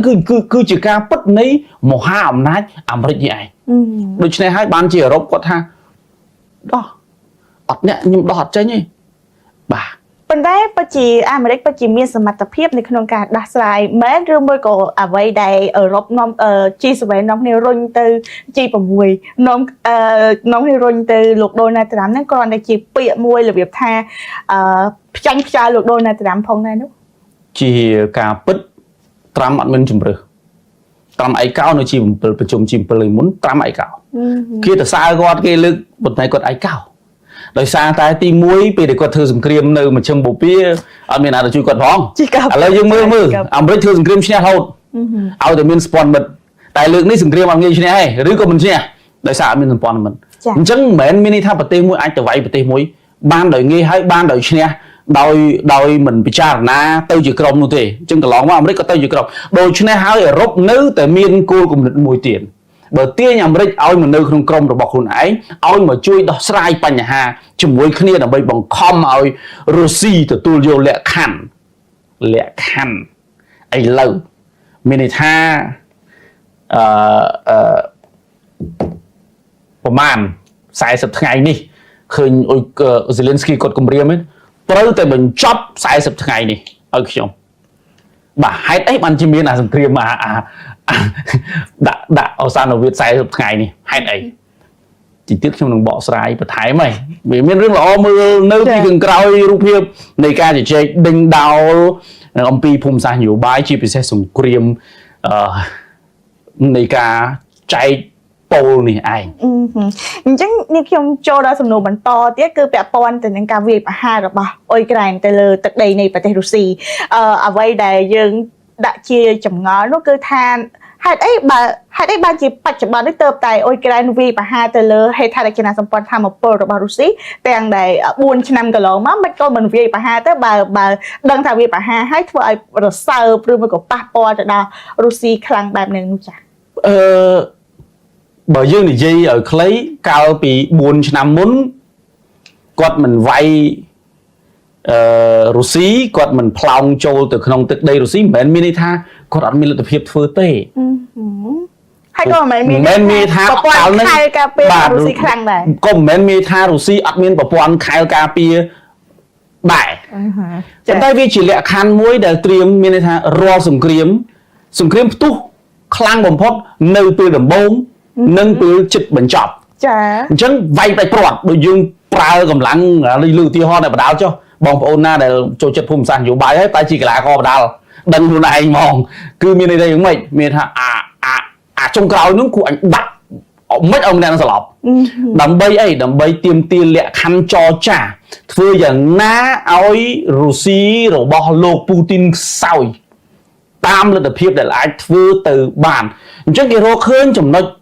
ដែលរុស្ស៊ីមានចន្លោះប្រហោងគឺឬមួយក៏យ៉ាងមិនដែរលោកមិនមែនមានថាចន្លោះប្រហោងមានថាការធ្វើសង្គ្រាមគឺ scan គ្នាទៅវិញទៅមកមើលឃើញថាតើរុស្ស៊ីខ្លាំងអីខ្សោយអីឬក៏ត្រូវប្រឈមអីដំណាក់កាលរបស់រុស្ស៊ីនៅពេលនេះគឺជាចន្លោះដែលរុស្ស៊ីផ្ទេប្រព័ន្ធការពារពីក្រសួងការពារជាតិពីសហព័ន្ធទៅផ្ដល់ទៅឲ្យរោងចក្រការពារដោយខ្លួនឯងមានន័យថាគ្រប់រោងចក្រទាំងអស់នៅរុស្ស៊ីមានរោងចក្រធម្មពលទាំងតូចទាំងធំទាំងមធ្យម80រោងចក្រនៅទូទាំងប្រទេសចម្រាញ់ប្រេងសូមបញ្ជាក់ឡើងវិញពួកផលិតប្រេងកាតប្រេងអីហ្នឹងឧស្ម័នអីហ្នឹងសូមទោសមិនឧស្ម័នទេគឺប្រេងហើយនឹងប្រេងធនៈបាទមាន80នៅក្នុងហ្នឹងមានក្រុមហ៊ុនធំចំនួន5ប៉ុន្តែរោងចក្ររបស់គាត់ប្រហែលចន្លោះ30ទេក្រៅពីហ្នឹងគឺមានប្រហែល50ទៀតមានអាតូចមានអាមធ្យមហើយនឹងបាទមានមធ្យមអញ្ចឹងច្រើនរប៉ាត់របាយពេញប្រទេសរុស្ស៊ីតែគ្រាន់តែរោងចក្រភាគច្រើនរោងចក្រសំខាន់ដោយសារពីមុនគាត់លក់ទៅអឺរ៉ុបរុស្ស៊ីរកស៊ីជាមួយអឺរ៉ុបច្រើនរកស៊ីជាមួយនឹងអ៊ុយក្រែនបេឡារុសអីហ្នឹងអឺរ៉ុបបង្កើតនឹងច្រើនអញ្ចឹងរោងចក្រគឺធ្វើនៅជាប់ជាមួយនឹងតំបន់ខ្សែរបស់ព្រំដែនអ៊ុយក្រែននឹងឯងមិនព្រំដែននឹងគៀកដូចយើងព្រំដែនរបស់គាត់ហ្នឹងបើយើងប្រៀបធៀបទៅនៅត្រឹមព្រំដែនភូមិអីហ្នឹងអាហ្នឹងបើយើងប្រៀបធៀបមួយខ្មែរអាចិត្តគ្នារបស់គេណាយើងនិយាយចេះរំលងថៃមួយបាត់ខ្ញុំគ្រាន់លើកឲ្យយល់ឲ្យយើងស្រួលពិចារណាអញ្ចឹងគឺចន្លោះដែលរដ្ឋាភិបាលសហព័ន្ធផ្ទេរសិទ្ធិការពារដែនអាកាសទៅឲ្យរោងចក្រធ្វើដោយខ្លួនឯងការពារដែនអាកាសតែម្ដងបាទមានន័យថារោងចក្រទាំងអស់ត្រូវទិញខែលត្រូវទិញប្រព័ន្ធការពារដែនអាកាសត្រូវទិញឧបករណ៍បាញ់ដ្រូនយកមកបំពាក់ខ្លួនឯងហេតុអីដែរចាអានេះគេហៅសេដ្ឋកិច្ចសង្គ្រាមរុស្ស៊ីគឺក៏បានបំលែងសេដ្ឋកិច្ចរបស់ខ្លួនឯងទៅជាសេដ្ឋកិច្ចសង្គ្រាមបានរយៈពេល1ឆ្នាំជាងហើយយើងអត់ឃើញថារុស្ស៊ីមានលទ្ធភាពធ្វើសង្គ្រាម20ឆ្នាំទៀតតែអឺរ៉ុបអត់មានលទ្ធភាពធ្វើសង្គ្រាមនោះទេអញ្ចឹងអឺរ៉ុបធ្វើមិនក៏ដោយឲ្យតែមានចន្លោះប្រហោងដើម្បីបដូរនយោបាយក្នុងស្រុករបស់រុស្ស៊ីឲ្យបានដើម្បីធ្វើឲ្យប្រជាជនរុស្ស៊ីខឹងលែងទុកចិត្តរដ្ឋាភិបាលកណ្ដាលរដ្ឋាភិបាលសហព័ន្ធនិងចាប់ផ្ដើមចេញការតវ៉ាហត់ណាធ្វើសង្គ្រាមអស់លុយច្រើនណាឥឡូវប៉ះពាល់ដល់ខ្ញុំហីអញ្ចឹងរដ្ឋាភិបាលត្រូវតែស្ដាប់ប៉ុន្តែសូមកុំភ្លេចណានៅរុស្ស៊ីទូរទស្សន៍តាមអីជជែកគ្នាមានម៉ោង debate មានក្រុមប្រឆាំងមានអីគេនិយាយអំពីបញ្ហាជារៀងរាល់ថ្ងៃខ្ញុំដោយសារខ្ញុំចេះភាសាហ្នឹងពេលខ្លះខ្ញុំទៅមើលយើងមើលពីសុខមាត្រឃើញទៅដល់ខ្ញុំអង្គុយមើលម៉ោងគេ debate 24 ម៉ោងគេមានកម្មវិធី debate របស់គេរហូតអំពីសេដ្ឋកិច្ចអំពីយោធាគេអីថាឲ្យពូទីនកប់មាត់ដូចគ្នាតែជាទស្សនៈរបស់អ្នកវិភាគយោធារបស់គាត់ចាពួកគេអត់មាននិន្នាការប្រឆាំងជាមួយនឹងពេលដែលគេនិយាយគេអត់មាននិន្នាការប្រឆាំងជាមួយរុស្ស៊ីទេគឺគេនិយាយឲ្យក្រសួងការពារជាតិរបស់គេស្ដាប់ចាបាទអានឹងខ្ញុំបកស្រាយមកវិញថានេះគឺចន្លោះប្រហោងដែលគ្មានចន្លោះប្រហោងណាដែលធ្វើឲ្យដ្រូនរបស់អ៊ុយក្រែនទៅដល់ពួកនឹងបានទេហើយចំណុចពិសេសដែលគេចាប់អារម្មណ៍បំផុតគឺដ្រូនរបស់អ៊ុយក្រែនគឺទៅដល់ក្នុងនឹងបាទចាมันមានដ្រូនណាមួយបាញ់ចេញពីគៀវទៅទេយើងកុំជឿក្នុងទឹកដីរបស់រុស្ស៊ីតែម្ដងបាទគាត់បញ្ជូនមនុស្សទៅដាក់ឡានដាក់អីជា container ជាអីយកទៅតម្លើងបរហោះ5គ្រឿងទៅវាចេញ500គ្រឿងបាត់ដ្រូនមួយទូចទៅចាបាទអញ្ចឹងយើងបាញ់ទៅជាតំបន់ជាប់គែមជាប់ព្រំដែនខ្លះអីខ្លះប៉ុន្តែបើទៅដល់មូស្គូគឺទៅតម្លើងក្បែរហ្នឹងមកបាទអាចថាវាជារឿងមួយថ្មីដែរដែលស្អីយើងខំនិយាយអំពីរុស្ស៊ីយូរហើយនៅពេលដែលលោកបណ្ឌិតបង្ហើបបែបនេះក៏យើងបានដឹងថានៅពេលនេះរុស្ស៊ីសម្បីតែប្រព័ន្ធការពារដែនអាកាសហ្នឹងក៏ក្រុមហ៊ុនឯកជនហ្នឹងត្រូវទិញការពារខ្លួនឯងដែរនៅក្នុងសម័យសង្គ្រាមបាទមានន័យថាគេបំពាក់ដោយខ្លួនឯងគេត្រូវចំណាយលុយការពារប្រព័ន្ធដោយខ្លួនឯងអញ្ចឹងគេត្រូវមានការចំណាយប្រមាណភាគរយសម្រាប់ទៅធ្វើទៅ support នៅប្រព័ន្ធការពារដែនអាកាសការពារ drone ឥឡូវហ្នឹងគ្រប់តំបន់របស់រុស្ស៊ីនៅពេលដែលគេតេស្តអាហ្នឹងហើយគឺអូតូម៉ាទិកគឺគេមានកាភ្លើងបាញ់ drone របស់យើងបាញ់គេរៀបអាហ្នឹងឲ្យអស់តែម្ដងអញ្ចឹងមានក្រុមការពាររបស់គេមួយផ្នែកទៀតនៅពេលដែលគេមានសង្គ្រាមគេហៅថាសេដ្ឋកិច្ចសង្គ្រាមមិនមែនគត់គង់ដោយរដ្ឋាភិបាលប្រជាជនអត់ដឹងអីឬក៏ក្រុមហ៊ុនឯកជនឬក៏សហគ្រាសឯកជនអត់ដឹងនេះប៉ុន្តែគេធ្វើនេះគឺសំខាន់ទៅលើតំបន់យុទ្ធសាស្ត្រទៅលើសហគ្រាសយុទ្ធសាស្ត្របាទចាមួយវិញទៀតដែរលោកបណ្ឌិតដែលសារតែសារព័ត៌មានអន្តរជាតិជាច្រើនបានចុះផ្សាយហើយនាងខ្ញុំក៏មានជាការងឿងឆ្ងល់ដែរនៅពេលដែលអ៊ុយក្រែនបានវាយប្រហារទៅលើរោងចក្រចម្រាញ់ប្រេងរបស់រុស្ស៊ីហើយបានមានការផ្សព្វផ្សាយថារុស្ស៊ីមានកង្វះនៅប្រេងសាំងរហូតដល់ថ្នាក់បញ្ជាទិញប្រេងសាំងពីប្រទេសឥណ្ឌាមកវិញផងដែរតើត្រង់ចំណុចនេះនាងខ្ញុំចង់ឲ្យលោកបណ្ឌិតជួយបង្ហាញពយល់ទៅកាន់បងប្អូនប្រជាពលរដ្ឋថាហេតុអីឥណ្ឌាដែលគេស្គាល់ថាជាប្រទេសមួយដែលមានប្រេងច្រើនខ្លាំងនៅលើពិភពលោកហ្នឹងទៅជាកង្វះប្រេងសាំងទៅវិញនៅពេលដែលគេវាយប្រហារទៅរោងចក្រចំណេញទិញយើងត្រូវមើលអញ្ចេះនៅពេលដែលយើងនិយាយពីទីផ្សារគេរកកន្លែងណាដែលធូរថ្លៃចា៎បាទហើយនៅពេលដែលគាត់វាយជាទូទៅអ៊ុយក្រែនគឺគាត់អត់បានទៅគំតិចជ្រៅទៅដល់ណាទេគឺវាយតំបន់ដែលគាត់បានបាត់បង់ហ្នឹងឧទាហរណ៍គាត់បាញ់ទៅតំបន់គ្រីមៀគៀកគាត់នៅក្នុងសមុទ្រខ្មៅហ្នឹងហេតុអីបានបាញ់ទៅតំបន់គ្រីមៀព្រោះប្រជាជនរុស្ស៊ីប្រជាជនបេឡារុសឬក៏តំបន់ប្រជាជននៅកាហ្សាក់ស្ថាននៅអីខែហ្នឹងគេខែក្តៅទេគឺគេដើរលេងសមុទ្រតំបន់នោះស្អាតណាស់នៅពេលខែនេះបាទមនុស្សទៅលំហែកាយនៅមាត់សមុទ្រអីអាហ្នឹងទុកឲ្យប្រជាជនដែលអ្នកដែលធ្លាប់ដឹងធ្លាប់រៀនភូមិសាស្ត្រនយោបាយអាចធ្លាប់ស្គាល់តំបន់នោះអាហ្នឹងយើងអាចចារណាបាននៅខ្លួនឯងបើសិនបើអត់ស្គាល់អ្នកខ្លះអត់ស្គាល់ទៅរុស្ស៊ីនៅណាអត់ស្គាល់ទៅកែនៅណាខ្ញុំមិនដឹងទៅយល់បែបណាទេហើយនិយាយតាមចិត្តខឹងខ្ញុំក៏មិនដឹងធ្វើមិនដែរប៉ុន្តែយើងបកស្រាយថាគាត់វាយនៅតំបន់នោះខ្លាំងជាងគេបំផុតដូច្នេះហើយបានជាតំបន់នោះវាឆេះហ្នឹងមិនមែនមានថាវាឆេះរហូតដល់អស់ហាត់រលីងទេគឺឆេះគេផលិតហើយតែយើងត្រូវចាំថានៅពេលមានបញ្ហាគេត្រូវទប់អញ្ចឹងគេត្រូវបិទការផ្គត់ផ្គង់មួយរយៈអញ្ចឹងគេត្រូវយកប្រេងពីតំបន់ផ្សេងយកមកជួយផ្គត់ផ្គង់អញ្ចឹងនៅទីនោះនៅប្រហែលជាត្រូវការមកដូចជាខ្ញុំមិនច្រឡំទេដូចជា70000តោនក្នុងចន្លោះពេលនេះក្នុងមួយខែក្នុងមួយថ្ងៃដើម្បីយកទៅផ្គត់ផ្គង់បន្ទាន់ចា៎បាទអញ្ចឹងវាត្រូវមានការដឹកជញ្ជូនចេញពីតំបន់ផ្សេងហើយគេបានចរចាឲ្យអ្នកដែលជួយដឹកជញ្ជូនគឺចេញពីកាហ្សាក់ស្ថានចេញពីបេឡារុសហើយដែលយើងឮថាមានការទិញពីការចរចាទិញពីនិយាយហ្នឹងអាហ្នឹងវាជាផ្នែកមួយនៃព័ត៌មានហើយបើសិនជាទិញក៏អាចទិញជាប្រភេទប្រេងដែលលាយមានន័យថានៅទីនោះវាមាន ពេញនៅស្តង់ដារកម្រិតខ្ពស់ឥឡូវគេចេញច្បាប់ថ្មីហ្នឹងតែ3ខែទេអនុញ្ញាតឲ្យលាយប្រេងដែលអនុញ្ញាតតាមស្តង់ដារថ្មីដែលមានលក្ខណៈដូចម៉ាស៊ុតដូចសាំងដូចគ្នាយកដើម្បីយកទៅបំពេញបន្ថែមការពារការឆេះអញ្ចឹងមានថាយកមកលាយចាក់ប្រើសម្រាប់ចាក់រថយន្តចាក់ឡានអីជាដើមលាក់នៅទីនោះអញ្ចឹងទៅដើម្បីដោះស្រាយបញ្ហាដែលគេកំពុងតែជួបបាទសរុបមកវិញតម្រង់ជួរដូចកឋិនអីអានឹងខ្ញុំថា1ម៉ោងដំបូងអីពេលឆេះនោះឯងទាំងយើងទាំងគេក៏ភ័យដែរចាប៉ុន្តែក្រោយពីនឹង5ម៉ោងគេដោះស្រាយអស់ហើយមនុស្សតែភ័យទៅនាំគ្នាទិញព័ត៌មានអានដូចគ្នាឆេះហើយឃើញផ្សែងមកអីគេពងបលុតមិននាំគ្នាភ័យអញ្ចឹងមិននាំគ្នាទិញមុនណាទិញមុនអញ្ចឹងប្រងទៅតិចអញអត់សាំងចំណត់អញ្ចឹងទៅបានរូបភាពនេះយកមកចាក់តែ1ម៉ោងឥឡូវមានបញ្ហានឹងកើតឡើងនៅរុស្ស៊ីឯណានៅរុស្ស៊ីអត់មានប្រេងឡើងថ្លៃទេចា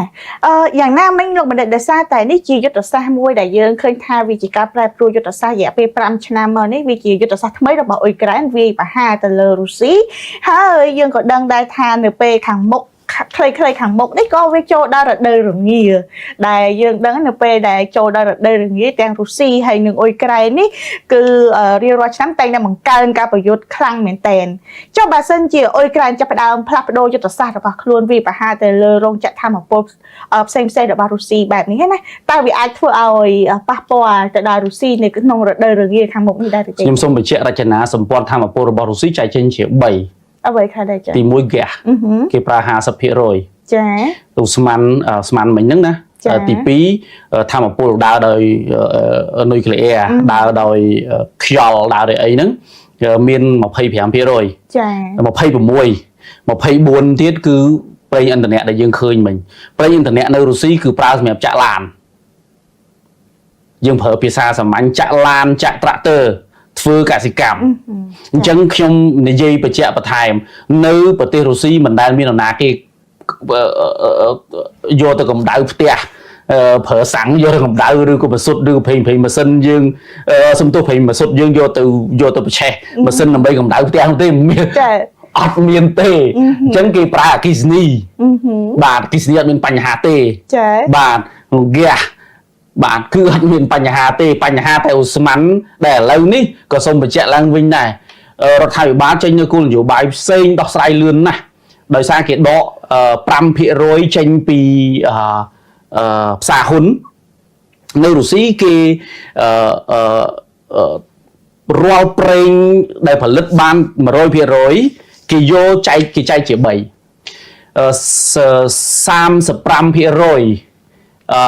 ទៅ35% ទៅ 40% គឺគេធ្វើកុងត្រារយៈពេលវែងមានកុងត្រាផ្ទាល់ជាមួយនឹងក្រុមហ៊ុនផ្សេងៗអញ្ចឹងទៅគេគ្រប់គ្រងប្រេងម៉ាស៊ុតប្រេងសាំងទៅតំបន់ហ្នឹងមកទី2 40% ទៅតំបន់របស់ខ្លួនឯងដូចជាក្រាស់សាំងអញ្ចឹងក្រុមហ៊ុនយក្សរបស់គាត់មានក្រាស់សាំងរាប់រយទូទាំងប្រទេសមួយក្រុមហ៊ុនទី3 15% គឺ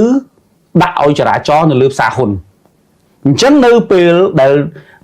មានបញ្ហាប្រេងនេះច្បាប់គេចេញមកគេបកអា 5% បំណៃ 5% ហ្នឹងយកទុកឲ្យចរាចរណ៍នៅលើផ្សារហ៊ុនត្រឹមតែ 10% ឯង 5% យកទៅផ្គត់ផ្គង់លើវិស័យកសិកម្មខ្ញុំសូមបញ្ជាក់ណាយើងផ្អែកទៅលើអាហ្នឹងយើងអាចឃើញថារោងចក្រដែលអ៊ុយក្រែនបានប្រឆេះ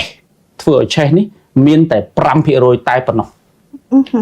ប៉ុន្តែយ៉ាងណាមិញមុននេះលោកបណ្ឌិតក៏បានលើកឡើងហើយដែរដែលយើងមើលឃើញថាជាចន្លោះខ្វះខាតចន្លោះប្រហោរបស់រុស្ស៊ីហើយនេះក៏ទៅតែជាការចាប់ផ្ដើមវាយប្រហារយុទ្ធសាស្ត្រថ្មីរបស់អ៊ុយក្រែនដែរចុះបើសិនជានៅខាងមុខទៀតអ៊ុយក្រែនវាយប្រហារទៅលើរោងចក្រថាមពលផ្សេងទៀតរបស់រុស្ស៊ីជាពិសេសនោះពាក់ព័ន្ធនឹងហ្គាសនោះជាដើមដែលវាជាចំណុចសំខាន់ហើយគេហៅថាយុទ្ធសាស្ត្រយកឈ្នះជាទូទៅហ្គាសរបស់រុស្ស៊ីអត់ដែលឈរនៅជិតតំបន់ខាងលិចទេរុស្ស៊ីតំបន់ហ្គាសរបស់គាត់ជាទូទៅនៅតំបន់ស៊ីបេរីហើយចាក់បង្ហូរឧស្ម័នទៅមានថាជាបំពង់អាហ្នឹងខ្ញុំដឹងយើងតភ្លើងតទឹកយើងប្រើភាសាសាមញ្ញនៅខ្មែរយើងហ្គាសនៅរុស្ស៊ីគឺតទឹក đôi tỏ tực trâu tam tè chẳng kì miền công tơ bọc kì máu tực nó bị trâu từ tới hay kì phở bao vàn bao ấy chẳng tới nơi Russia khục tè thằng ó cứ kì tòm bùng chẳng hay kì bao vàn chẳng tới cái che từ bà chẳng to là bà con trong là tích ở nâng to có đã tè xong bài nâng đã từ đã công tích hùng tì pet công tích là hiện ấy thôi từ vấn đề vì hồ màu vì hồ màu vì đồng bọn Siberia nó bùng một cái thôm họ đỏ chẳng vì mình nghe nâng chạy tì nhưng bởi vì sao rồi mình lại cứ che từ rung chắc chùm ránh preng tới chụp ránh preng thì vì preng cháu máu preng rồi mẹ preng từ nè chẳng cái lại nếu để ai che vấn đề lớn đến kia đồng cớ hùng chắc nó cục bung tay miền phan cá đồng cớ mà cá đồng cá nó mới sao mày máu có hồ xi mà gì này bao giờ chẳng hùng chắc là bao quát đồng và hai chiếc phía trưởng cứ đồng cờ trong đông bùng lạt tí máu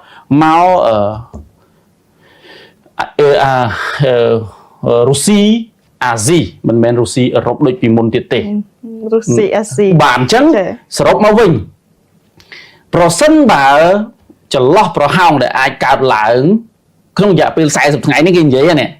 vì ai cạp lãng đôi ở với để dương khơi chẳng vấn đề vì mình men chia chùm nói đai Russia Ukraine ai vô chne tệ pro ní cứ chỉ cả test nào vô mùi chết chỉ cả test cho lá cho thật táo cái ai đua rồi thay báo rồi bó lúc Putin ban rồi gọi ở phần đó này nó dương của trăm mưa đó ta bị chia chun bò Russia bị chia chun Russia nứng phơi dạng mấy chủ môi nâng Putin nữ pel đai bạt preng nữ pel là cái đột bạt cái vay bà ha hùng chạm thằng mà pol hết bên tay preng và lan thay thì còn đây bị ọt man bà chia pin đọc mong từ bộ ấy vì ai ọt men việc cứ mà nước non ọt nó mẹ là sao ấy cứ mà nước non hay là tính lơ cùng nọt cho sọc hay lại ăn miên làm ăn miên sang chạ lán nhưng từ chảo pin họ đó nhưng chạ cả là hết tất trăm tên khổ ra một tình ọt này cứ non nghĩa bộc được tính ngày nừng nụ hơi cứ chỉ bằng nhà hát để dương khơi tha khi tụm rong chúa ọt preng chà cho xong ra bắt đầu từ đời rồi nghề cho năm nay mình lúc mình được cái tha sòng kia cái anh bà chiên Russia hãy cái con gì tha chia ở đâu được nghề trong cài rồi bồi cái này chỉ có bớt cái mình tha sòng kia chập trầm cái sòng khâm tha ở đâu được nghề ní và hai chỉ trong cõi này phép khăn rồi bồi cái mình tha những mày sòng kia lúc sòng khâm chởn tha đừng chọc sòng khâm chởn tha đừng chọc còn tái chop còng lẹ khăn Russia tràn chiêng lẹ khăn rồi bỏ cái đồ này hai ban chia nơi tường nè kê cùng pung tại mưa khơi tha tá Ukraine thưa ở vây đầm bay áo Russia prom từ tôi vô lẹ khăn đái Zelensky chọn bàn cứ bằng cọ prom đai đòn na vậy đòn ná ở đây chụp sân bà chọc sừng kriêm nâng thấm nần bà hay dương mưa từ lưới smart phun chạy đánh Russia từ đảo smart từ đảo đồng bọn chỉ chởn hay mà sau thì tăng thông tại muối và hai chỉ trong khối này tìm chắc mình kinh vậy ha và hai chia là đâu được nghe trong khối rồi bỏ ở cái nó cứ đồng bọn đại Russia đại môn picham pipon đập hay pi Putin đòn vậy đó và hai chỉ sầm rách trâm rồi đâu được nghe này anh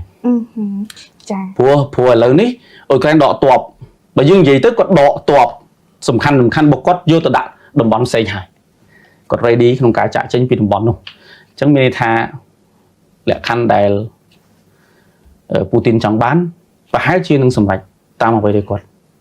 phử vận tải chia ở với để kết phử nó bên ní cứ miền này tha mình nói miền nào chạy chẳngแบบปอดในซาปอดมีอันแต่เชื่อมวยจำนวนแบบไซทาโอยกลางกับปงไตวีสำรอกดันดามโยได้นะทับไตมวยจำนวนในระบักล้วนตลับมาไว้นกกอเวียมันอาจจะรุนแรงยมกทาdương vậy cả đó nó còn tại ở cái thằng này chả ọt tại vì chỉ cả bên đây tới đây ôi cái anh bên chị ban là vì cho từ căn cặp đồng ban môi trong luôn đại luôn man bắt bằng không mày ai bậc hành em xui rồi mình tôi dùng lư là hầu bậc hành mà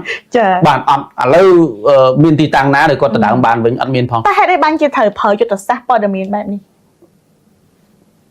không ai em đại nhà thầy không bao miền ABC coi gì ngày môn thà cái cho mà thọt dậy này dương scam thọt nó không nó nhầm gì ở hai đây tôi mưa pin khối ở bên ថានរណាចង់បាន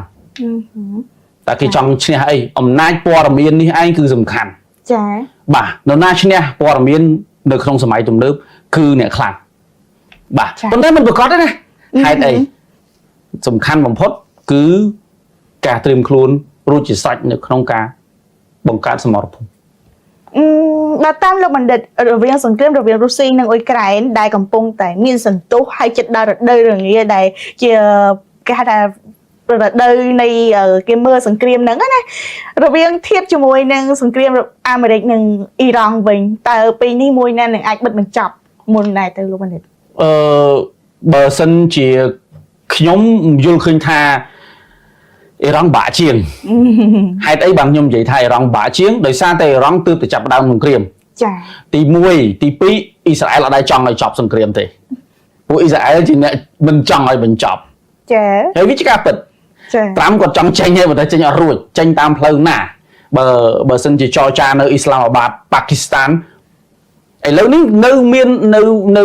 មានផែនការដែលត្រាំកំពុងតែបន្ទោសទៅលើនេតានយ៉ាហ៊ូនិងក្រុមរបស់គាត់គឺ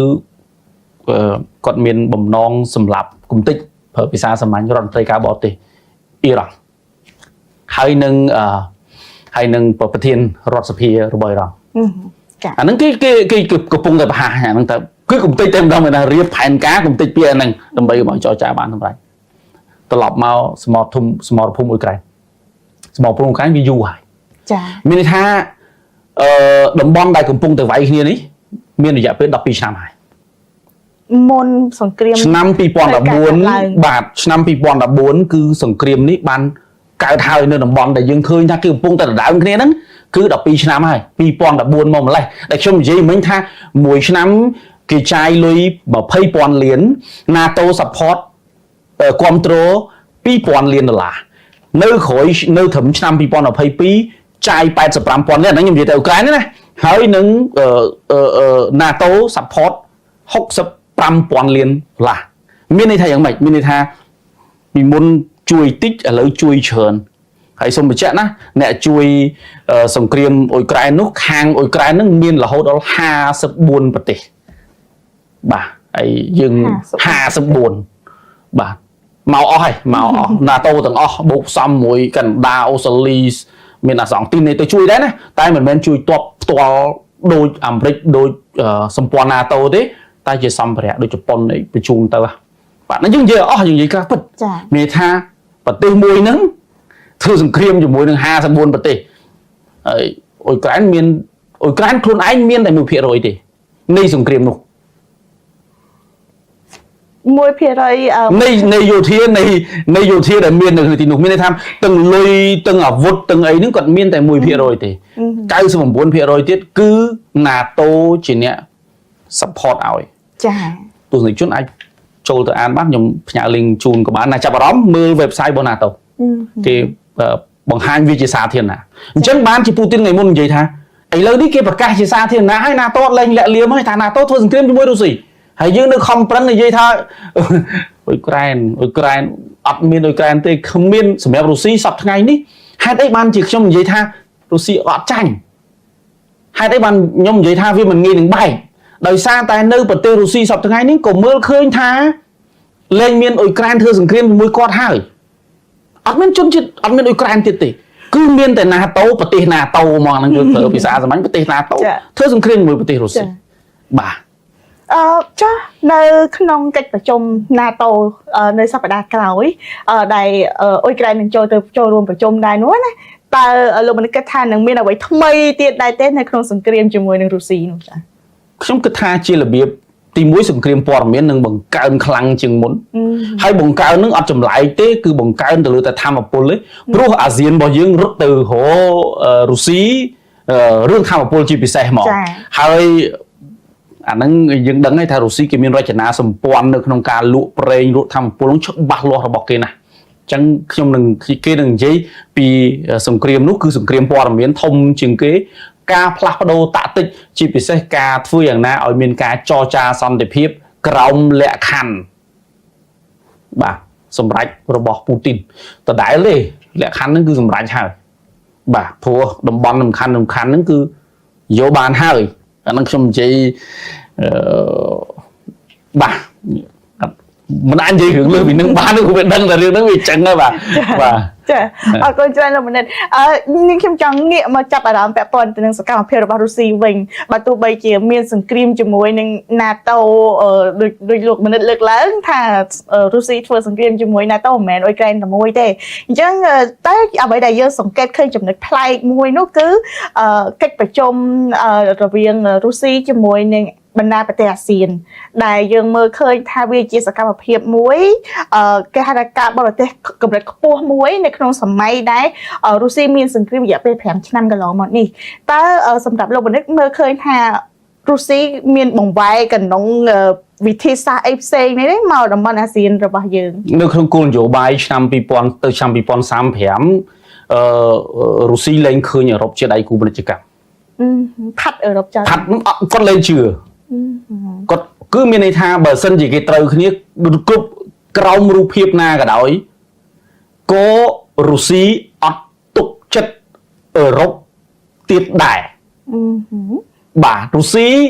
រកដៃគូផ្សេងហើយដៃគូរបស់រុស្ស៊ីដែលរុស្ស៊ីសម្លឹងឃើញហើយមានអត្ថប្រយោជន៍ទៅវិញទៅមកគឺអាស៊ាននេះឯងនៅក្នុងនយោបាយនោះគឺគាត់មកតំបន់អាស៊ានគឺមករកស៊ី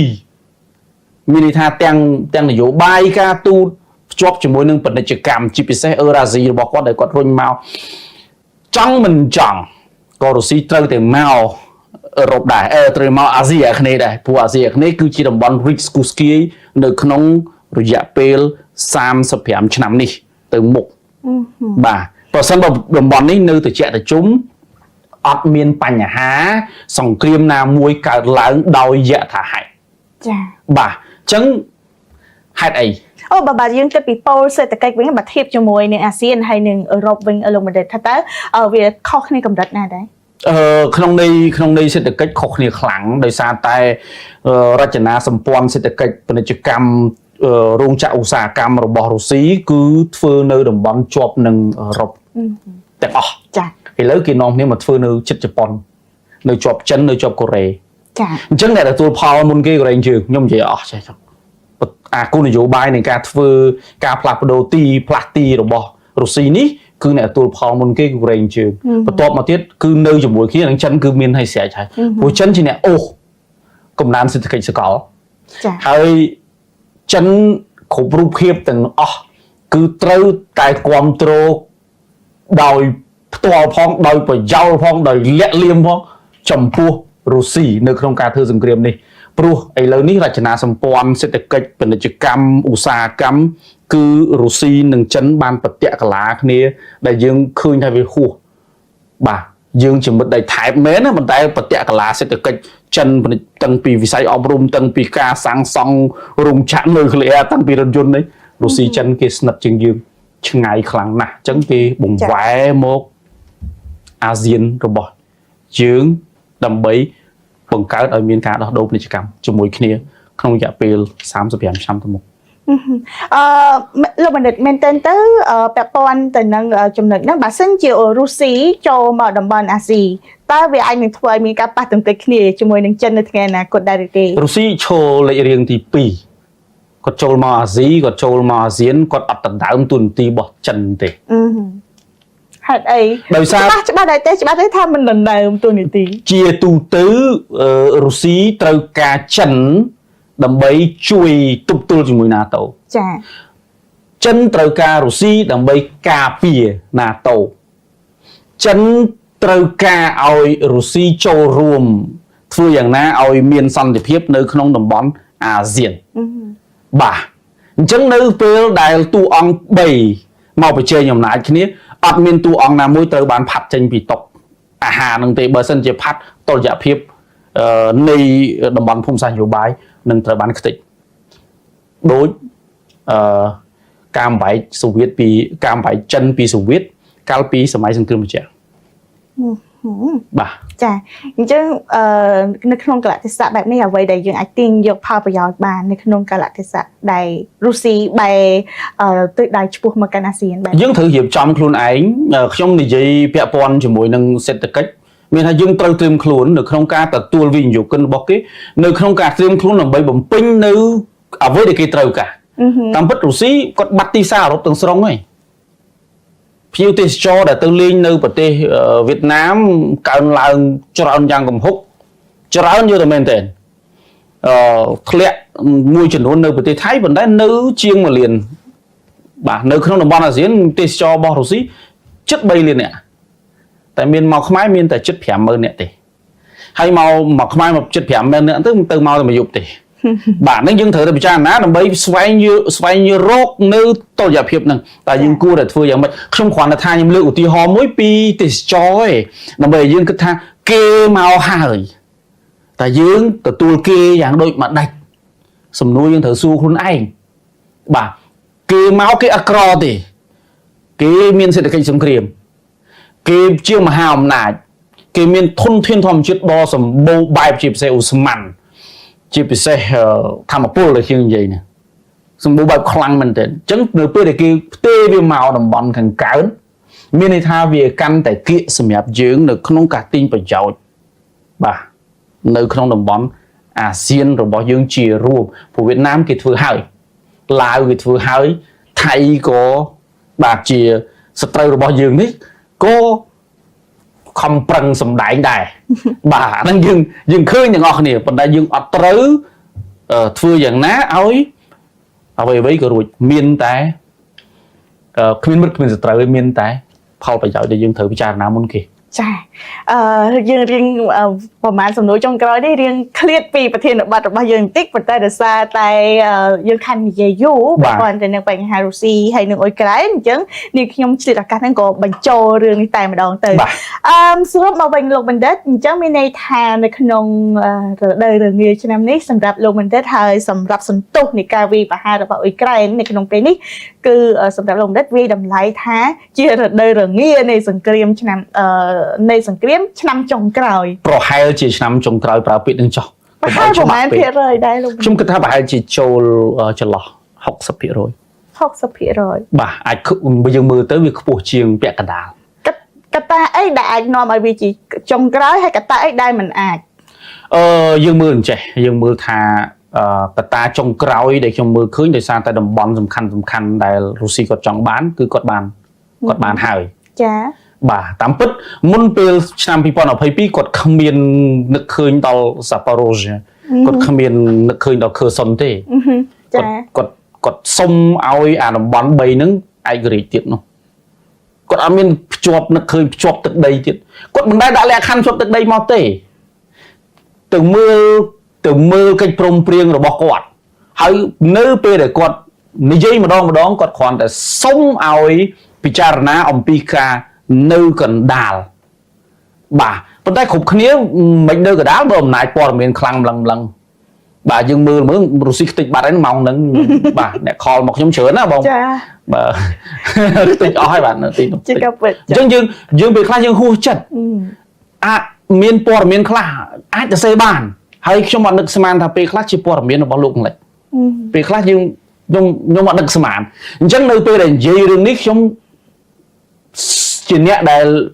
វិភាគនឹងតាមដានភូមិសាស្ត្រនយោបាយរៀងអន់ចិត្តបន្តិចដែរប៉ុន្តែខ្ញុំគិតថានេះដោយសារតែជាប្រយោជន៍របស់គេអញ្ចឹងយើងត្រូវទទួលយកថាយើងមិនអាចទាមទារឲ្យអ្វីសុទ្ធតែតម្លាភាពទាំងស្រុងស្របតាមអ្វីដែលជាការជាក់ស្ដែងដែលអ្នកសារព័ត៌មានត្រូវតែធ្វើទេប៉ុន្តែអាហ្នឹងវាជាចិត្តសាស្ត្រមួយទៀតដែលត្រូវតែឃើញសារព័ត៌មានលោកអង្លេចផ្សាយមកហើយជាអត្ថបទភាគច្រើនគឺចេញមកពីគៀវអ្នកសរសេរអាហ្នឹងជាការពិតបាទអញ្ចឹងខ្ញុំក៏ចង់ឲ្យទស្សនិកជនពិចារណាដោយខ្លួនឯងពិចារណាឲ្យនឹងថ្លឹងបាទនៅពេលដែលប្រទេសរបស់យើងឧទាហរណ៍នៅទីក្រុងភ្នំពេញមានករណីឆេះឃ្លាំងមួយហើយផ្សែងពេញទីក្រុងតើយើងគិតអ្វីមុនគេបាទក្នុងនាមជាប្រជាជនសាមញ្ញថាជាភ័យហើយរត់អាចថតរូបថតអីចឹងទៅហើយចាប់ដើមផ្សាយបាទដើម្បីអីដើម្បីប្រាប់បន្តបាទថាហ្នឹងជាឃ្លាំងជាអីចឹងទៅហើយប្រសិនបើវាប៉ះពាល់ដល់ប្រេងសាំងអញ្ចឹងយើងនាំវាទិញសាំងទុកឲ្យហើយទៅ វាអត់ខយគ្នាទេអញ្ចឹងយើងទាញអានឹងយកមកពិចារណាជាអរិយាប័ត្ររបស់អ្នកប្រើប្រាស់នៅក្នុងពេលដែលកំពុងតែភ័យទេហើយការដោះស្រាយវាជារឿងចាំបាច់ដែលគ្រប់គ្នាត្រូវដឹងថាតើរដ្ឋាភិបាលនៅទីមួយគេដោះស្រាយយ៉ាងម៉េចខ្ញុំនិយាយនេះខ្ញុំអត់បាននៅខាងណាមិនបាននៅខាងអ៊ុយក្រែនក៏មិនបាននៅខាងរុស្ស៊ីប៉ុន្តែយើងចង់ឲ្យការវិភាគនៅចរន្តភូមិសាស្ត្រនយោបាយคล้ายទៅជាចំណុចការពិតមួយដែលយើងអាចយកមកពិចារណាថាតើវាជះឥទ្ធិពលអ្វីដល់ប្រព័ន្ធព័ត៌មានរបស់កម្ពុជាហើយវាបង្កភាពចលាចលបែបណាទៅដល់ការគិតរបស់អ្នកមើលដែលជាជនជាតិខ្មែររបស់យើង